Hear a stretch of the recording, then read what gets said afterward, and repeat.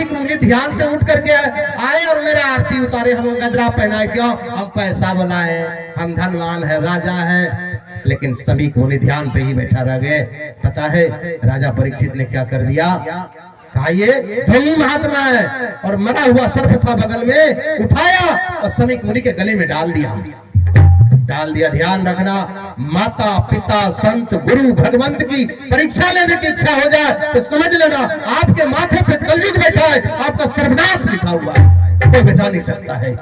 माता पिता संत गुरु भगवंत की परीक्षा लिया नहीं जाता है, उन सबको परीक्षा दिया जाता है।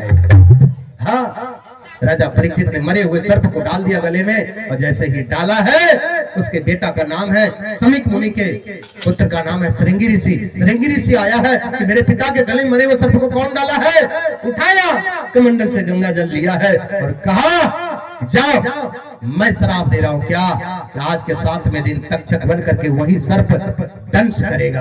राजा परीक्षित को सूचना दिला दिए, और जैसे ही राजा परीक्षित ने सुना है, सारे राजपाट को छोड़ करके चले गए गंगा किनारे और तपस्या करने लगे। सारे संत आने लगे। उसी बीच में हमारे सुखदेव मुनि का पदार्पण हुआ है, और सुखदेव मुनि से प्रश्न किया है कि बताइए गुरुदेव, इसका समय नजदीक आ जाए, उसको क्या करना चाहिए? आप मरने वाले हैं, आप चाहते हैं हमारी आयु बढ़ जाए, आप एक ही काम करना, सत्संग सुनना चालू कर देना, आपका आयु बढ़ जाएगा।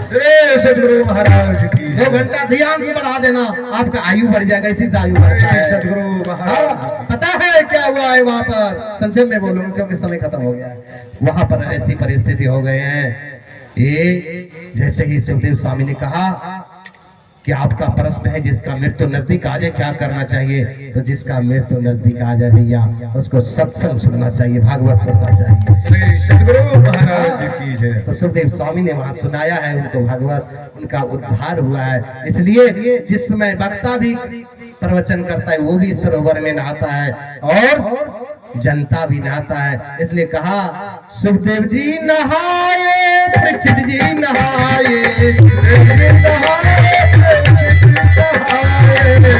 जी नहाए, परीक्षित जी नहाए। और भैया इस यज्ञ का जजमान कौन है? इस यज्ञ का जजमान है हमारे दरोगा साहब। हाँ, वहां के जजमान भी थे कौन? परीक्षित। हाँ, कहा जजमान कैसे नाता है? भैया हमारे दरोगा साहब भी सत्संग सुनते सुनते अपने जीवन को बना लिया, तभी तो इन्होंने गुरु महाराज को जमीन दान किया है। सब लोग दान नहीं करता, सबके नसीब में नहीं है। इसलिए संतों ने कहा जजमान नहाए अपन जीवन पाना, याद कोई कोई नहा, जजमान नहाए अपन जजमान नहाए अपन जीवन पाना, याद कोई कोई नहा, जजमान नहाए सकल संग गंगा सरस बहेगा। ए भैया उठाइए, खड़े मिले हम जाइए, बात कस में आ रहा है, सबका हाथ उठना चाहिए, एक कंधे से कर रहे हैं। सगे गंगा सरस बहेगा,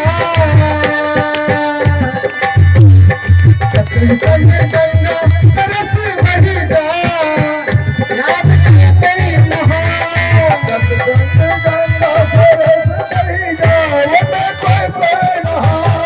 सत्संग गंगा सरस बही जाओ, याद कोई कोई नहा, सत्संग गंगा सरस बही जाओ, कोई कोई नहा।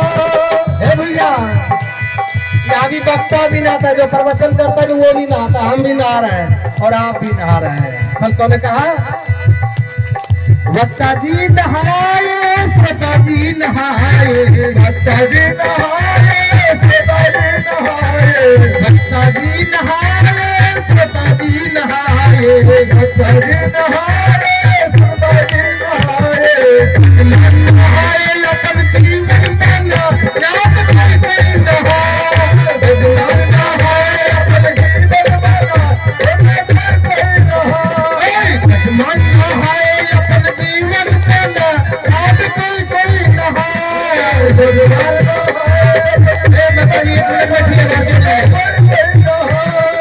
सत्संग गंगा सरस बही जा आज कोई कोई नहाए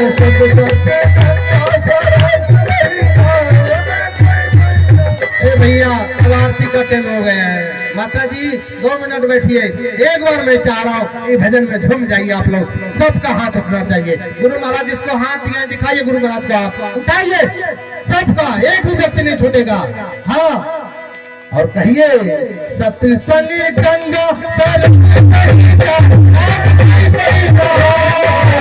सत्संग गंगा सरस बही जा आज कोई कोई नहाए। सत्संग गंगा सरस बही जा आज कोई कोई नहाए। सत्संग गंगा सरस बही जा आज कोई कोई नहाए। कोई कोई नहाए हमें, कोई कोई नहाए, कोई कोई नहाए, कोई कोई नहाए हमें, कोई कोई नहाए।